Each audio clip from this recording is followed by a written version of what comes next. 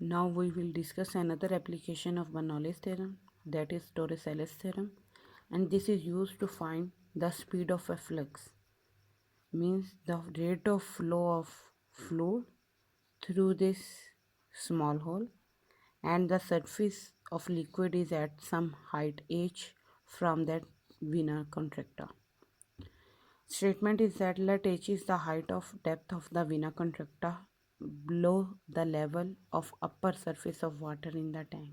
This is the given tank, this is the upper surface of the water, this is vena contracta, and h will be the height between vena contracta and the upper surface of the water. And when the tank is kept full, then speed of efflux is given by this formula, and rate of efflux can be found by using given formula. To prove this statement, let pi be any atmospheric pressure and q is the speed of efflux at the vena contracta. Then by applying Bernoulli's theorem at vena contracta at the height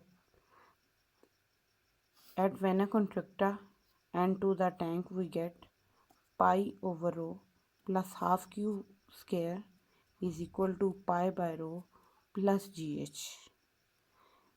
Here we apply Bernoulli's theorem, whose first end is that and second end is the upper surface.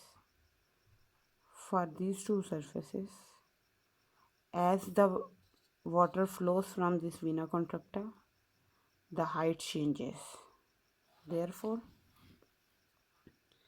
at the vena contracta height is 0. Therefore, at the left hand side, GH term is vanished. But at the other end, as the surface of water is not changing at the first, at the start, surface is level. No fluid is moving through the vena contracta. Then the speed of the liquid or the water at this surface is 0. Therefore, kinetic energy term vanishes, and the Bernoulli's theorem for vena contracta and the tank is given by this. And the reason is given as because the velocity is practically 0 at the surface of the water. Therefore, Q2 is 0. Pi by rho is cancelled by pi by rho. Therefore, Bernoulli's theorem becomes half q square plus gh. This q multiplied by gh, and we get the speed of efflux formula, that will be q square is equal to 2gh. Now to find the rate of efflux,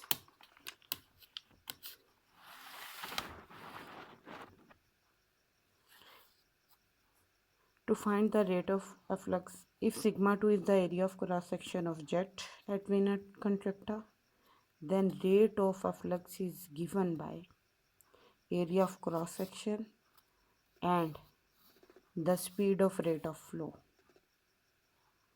H is taken as depth of the orifice, and this sign is coefficient of contraction at vena contracta.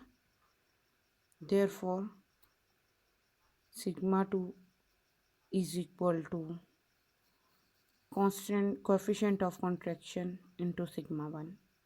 Rate of efflux is given by, replace the sigma 2 value by using this definition of coefficient of contraction.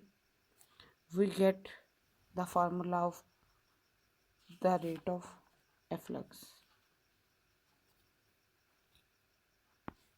And as we have discussed that efflux is the emission of fluid through a vena contracta is called the efflux.